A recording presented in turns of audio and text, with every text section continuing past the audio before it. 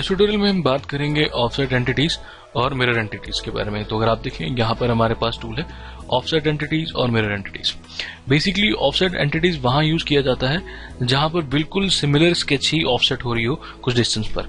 जैसे कि ये स्केच है, मैं चाहता हूं इसके आउटर साइड पर बिल्कुल ही ऐसी ही स्केच बिल्कुल ऑफसेट हो रही है, तो उस सिचुएशन में आप ऑफसेट एंटिटीज कर सकते हैं।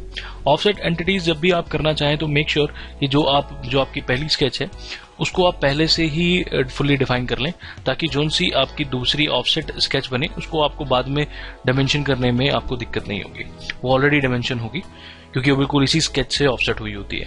तो मैं यहाँ पे क्लिक कर रहा हूँ ऑफसेट एंटिटी। ये पूछ रहा है कि कितना डिस्टेंस है जिससे आपको इसको ऑफसेट करना है और डायमेंशन ऐड कर रहा है आपको उसको आप ये देखिए रिवर्स किस डायरेक्शन में ऑफसेट करना है। सेलेक्ट चेन, मैं इसको क्लिक कर रहा हूँ तो इसने एक चेन फॉर्मेशन कर ली। अगर आप देखें ये बिल्कुल एक 20 यहाँ से 20 mm ऑफसेट हो गया है और एक ने चेन सेलेक्ट कर लिया। अगर मैं यहाँ चेन सेलेक्ट नहीं करता तो सिर्फ जिस लाइन को मैं क्लिक करता जाता ये वो लाइन आपकी ऑफसेट होती जाती है। देखिए आप, तो हमने यहाँ से सेलेक्ट चेन कर ली है। मैं इसको पिक कर रहा हूँ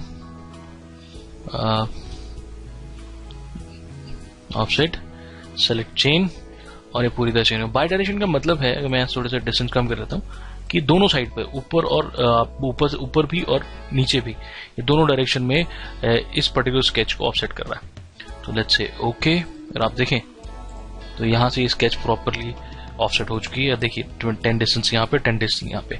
और क्योंकि मैंने पहले से ही फुली डिफाइंड स्केच को किया है ऑफसेट, तो मुझे बाद में बाकी स्केच को डायमेंशन करने की जरूरत नहीं पड़ी। नाउ इसी तरह से हमारे पास है मिरर एंटिटीज। मिरर एंटिटीज मैंने मान लो सपोज मुझे इस पर्टिकुलर चीज को बिल्कुल ऐसे ही मिरर करना है, तो आप इसको मिरर कर सकते हैं। मिरर के लिए आपको प्लेन की रिक्वायरमेंट होती है और लाइन की रिक्वायरमेंट होती है। अगर आप देखें यहाँ पर आपको एक लाइन की रिक्वायरमेंट है जिस लाइन के अबाउट आप इसे मिरर करेंगे। तो यह आपके पास मिरर एंटिटी, मिरर को क्लिक कीजिए। बेसिकली सिमेट्री बनाने के लिए काम आती है। मैंने सारी स्केच सेलेक्ट कर ली है और वो कॉपी बनानी है मिरर अबाउट, किस लाइन के अबाउट आप इसे मिरर करना चाहते हैं।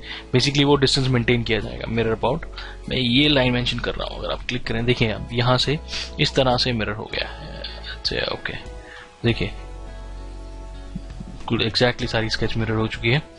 और इसी तरह से अगर आप कुछ और मिरर करना चाहते हैं, इस लाइन के अबाउट करना चाहते हैं, अगेन सिलेक्ट कर लीजिए आप मिरर को।